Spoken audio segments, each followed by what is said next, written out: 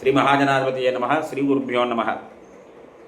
నాయన 24వ యుగంలో విశ్వామిత్రుని ఎదురు పెట్టుకుని మహాత్ముడైనటువంటి శ్రీమన్నారాయణుడు శ్రీరాముడుగా అవతారం దాల్చారు. చతుర్వింశే యుగే చాపి విశ్వామిత్ర పురస్సరః తిథో నామమిటే యజ్ఞే తదా దశరథాదపి కృత్వాత్మానం మహాబాహు చతుర్థ విష్ణురవ్యయః. అవ్యయుడైనటువంటి శ్రీమన్నారాయణుడు తనని తాను 4 భాగాలుగా విభజించుకున్నారు. విభజించుకొని దశరథ మహారాజుకి నవమి నాడు జన్మించారు. లోటే రామ ఇతి ఖ్యాతః తేజసా భాస్కరోపమః ప్రసాదనార్థం లోటస్య విష్ణుస్తస్య సనాతనః ధర్మార్థమేవ కౌంతేయ జజ్జే తత్ర మహాయశాః. సనాతనుడైనటువంటి శ్రీమన్నారాయణుడు లోకాన్ని అనుగ్రహించడం కోసము, ధర్మం కోసము సూర్య తేజస్సుతో శ్రీరాముడిగా జన్మించి కీర్తిని పొందారయ్యా అని చెప్పారు. మనుష్యేంద్రుడు శ్రీరామచంద్రమూర్తి వారు. ఆ రామచంద్రమూర్తి వారు విష్ణువు యొక్క స్వరూపము. విశ్వామిత్రుని యొక్క యజ్ఞానికి ఆటంకం కలిగిస్తున్న సుబాహుణ్ణి సంహరించారు. మారీచుణ్ణి దెబ్బకొట్టారు. శ్రీరాముడికి విశ్వామిత్రుల వారు దేవతల చేత కూడా నివారింపబడాలన్నటువంటి శస్త్రాలన్నీ కూడా ఇచ్చారు. జనకుడు ధనుర్యాగం చేస్తూ ఉంటే రామచంద్రమూర్తి వారు భగ్నం మహేశ్వరం చాపం క్రీడత లీలయాపరం. రామచంద్రమూర్తి వారు అవలీలగా ఆ శివధనుస్సుని ఎక్కుపెట్టారు. అది విరిగిపోయింది, ధనుర్భంగమైంది. తతో వివాహం సీతాయా కృత్వా సరడువల్లభః. రామచంద్రమూర్తి వారు సీతాదేవిని వివాహం చేసుకున్నారు. అయోధ్య నగరానికి వచ్చి సీతాదేవితో ఆనందంగా ఉన్నారు. కొంతకాలం అయిన తర్వాత కైకేయి కోరిక తీర్చడం కోసమని తండ్రి గారు కైకేయికి ఇచ్చిన మాట ప్రకారము అరణ్యానికి వెళ్ళారు. సర్వధర్మాలు తెలిసినటువంటి రామచంద్రమూర్తి వారు లక్ష్మణుడు వెంటే ఉన్నాడు ఎప్పుడు కూడా. ఎందుకు వెళ్ళారయ్యా వారంటే సర్వభూత హితే రతః, సకల భూతాలకి హితం కలిగించాలనేటువంటి ఉద్దేశంతో 14 సంవత్సరాలు వనంలో నివసించారు రాములు వారు. ఆ 14 సంవత్సరాలు ఏం చేశారయ్యా అంటే చతుర్దశ వనే తత్వా తతో వర్షాని భారత. ఆ 14 సంవత్సరాలు ఆ వనంలో తపస్సు చేశారు రాములు వారు. అపూర్వమైన తపస్సు. అతనితో ఉన్నటువంటి స్త్రీ ఎవరైతే ఉన్నారో అతని భార్య ఆమెని సీత అని అందరూ జనులు పిలిచేవారయ్యా. అంటే విష్ణుమూర్తి యొక్క భార్య అయినటువంటి లక్ష్మీదేవి విష్ణుమూర్తి రామచంద్రమూర్తిగా వచ్చినప్పుడు ఆమె సీతగా ఆవిష్కరించింది. జనస్థానంలో నివసించు ఏమి చేశారు రాములు వారంటే దేవతల యొక్క కార్యమంతా కూడా చేశారు. మారీచుడు, కరుడు, దూషణుడు, త్రిశురుడు వీరందరినీ సంహరించారు. ప్రజల హితం కోరుతూ రామచంద్రమూర్తి వారు 14 సంవత్సరాలు రాక్షసులందరినీ సంహరించారు. అంటే రామచంద్రమూర్తి వారి యొక్క అవతార ప్రయోజనం ఏమిటి అంటే ప్రజల్ని రక్షించాలి, ధర్మాన్ని రక్షించాలి, సాధు సత్పురుషులను రక్షించాలి. అధర్మ మార్గంలో ఉండి సాధు సత్పురుషులు ఎవరైతే హింసిస్తున్నారో ఆ రాక్షసులందరినీ సంహరించాలి, వారిని దండించాలి, వారిని శిక్షించాలి అనే ఉద్దేశంతో స్వామివారు జనహితం కోసం, లోకహితం కోసం 14 సంవత్సరాలు ఒకవైపు అపూర్వమైన తపస్సు చేస్తూ ఈ రాక్షసులందరినీ సంహరించారు. ఈ రావణాసురుడి సోదరైన శూర్పణకి ముక్కు కోయడం జరిగింది. ఆ తర్వాత రామచంద్రమూర్తి వారు భార్యావియోగం పొందారు. ఆమెను వెతుకుతూ తిరిగారు. ఋషభూటి పర్వతాన్ని చేరుకున్నారు. అక్కడ పంపా సరోవరం దాటారు. సుగ్రీవుణ్ణి కలిశారు. హనుమంతుల వారిని చూశారు.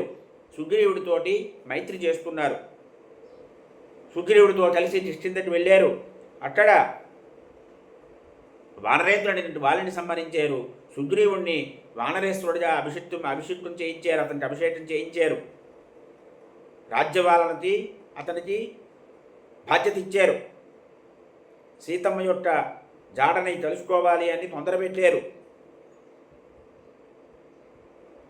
విచిత్య వాజిపుత్రేణ లంకాదేశం నివేదితం. ఆంజనేయ స్వామి వారు సీతమ్మ లంకలో ఉన్నారు అని చెప్పారు. సేతుం బద్ధ్వా సముద్రస్య వానరై సైతస్తదా. రామచంద్రమూర్తి వారు సముద్రం మీద సేతు నిర్మాణం చేశారు. వానలతో కలిసి సీతమ్మని రక్షించేటువంటి ఉద్దేశంతో లంకా నగరంలో ప్రవేశించారు.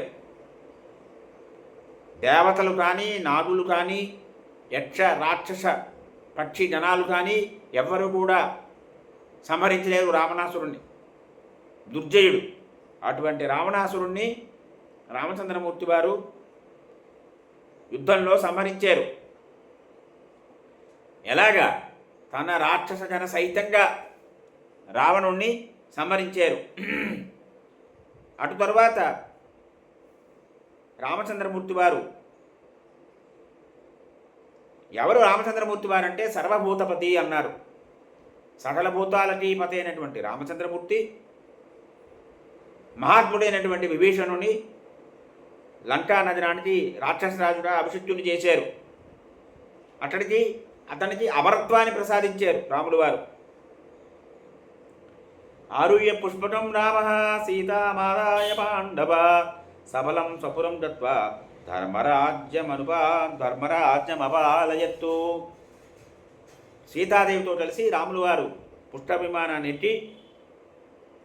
విమాన అధిరోహణ చేసి అక్కడి నుంచి తన నగరానికి వచ్చారు. ధర్మరాజ్యాన్ని పరిపాలన చేశారు. అటు తరువాత రాములు వారి ఆదేశానుసారంగా శత్రుఘ్నుడు రావణాసురుణ్ణి సంహరించాడు. ఏవం బహుని కర్మాణి కృత్వా లోకయశః రాజ్యం చచార విధిబద్ధో రామో ధర్మకృతాన్వరః. ధర్మాత్ముల్లో శ్రేష్ఠుడైనటువంటి రామచంద్రమూర్తి వారు ఈ విధంగా లోకహితం కోసం అనేకమైనటువంటి సత్కర్మల్ని ఆచరించారు. యథావిధిగా రాజ్యపాలన చేశారు. ఈ సరయూ నదీ తీరంలో జారుది అనే ప్రదేశంలో 10 అశ్వమేధ యాగాలు చేశారు రాములు వారు. ఎలా ఉందయ్యా అంటే రాములు వారి రాజ్యపాలన ఎలా ఉందంటే ఎక్కడ అశుభమైన మాటలు ఎవరూ వినలేదు. ప్రాణులకి వినాశం జరగలేదు. నీటి వల్ల ఏమీ ఇబ్బంది లేదు, ప్రమాదాలు లేవు. నిప్పు వల్ల అంటే అగ్ని వల్ల ఏమీ ప్రమాదాలు లేవు, ప్రాణాలకి భయం లేదు. భర్తలు మరణించి అనాథలుగా ఉన్నటువంటి స్త్రీలు ఎవరూ లేరు. స్త్రీలు ఎవరూ ఎప్పుడూ దుఃఖించలేదు.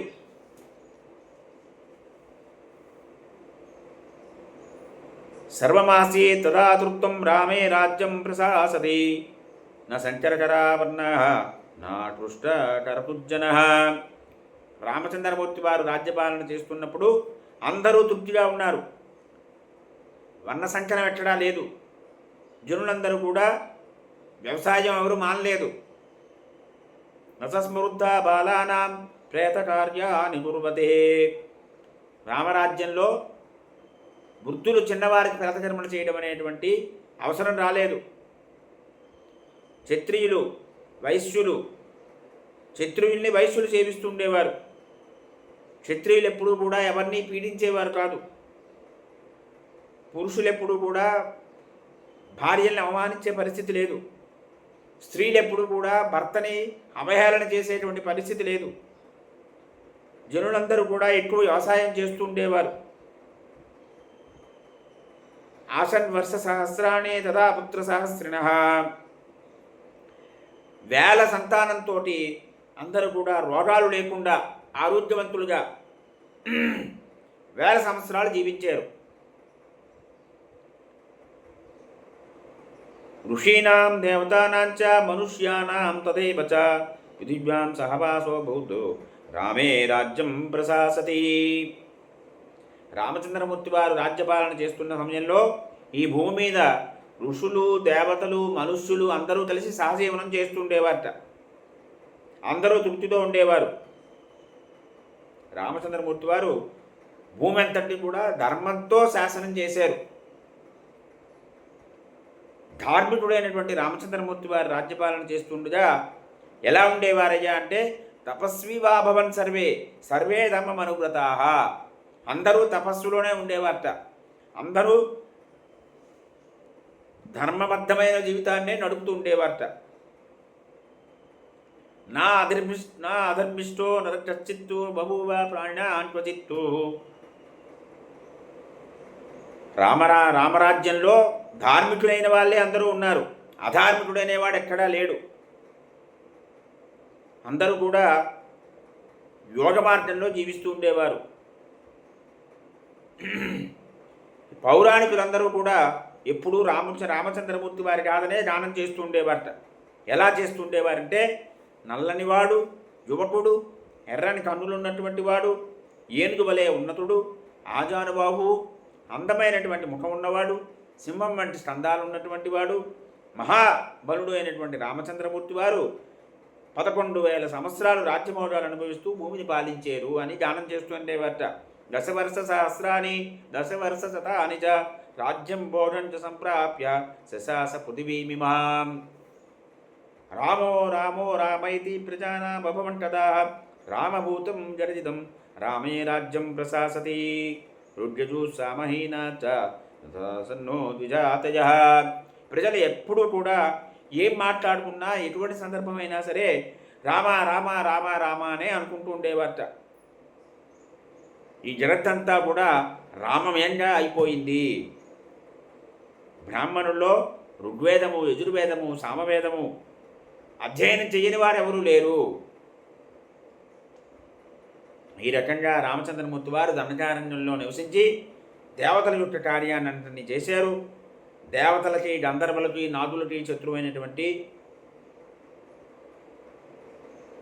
వారికందరికీ అపకారం చేసినటువంటి పులస్త్యనందనుడైనటువంటి రావణుణ్ణి రామచంద్రమూర్తి వారు సంహరించారు.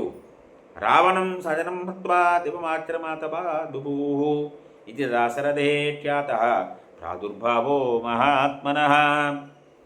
ఈ రకంగా రాక్షస గణాలతో పాటుగా రావణుని సంహరించినటువంటి రామచంద్రమూర్తి వారు దేవలోకాన్ని చేరుకున్నారు. ఇది విష్ణువు దశరథ కుమారుడైన రామచంద్రమూర్తిగా అవతరించి లోకవిఖ్యాతి పొందినటువంటి వృత్తాంతమయ్యా అని ధర్మరాజుని భీష్ముల వారు చెప్పారు. స్వస్తి. జై సీతారామచంద్ర ప్రభుకి జై.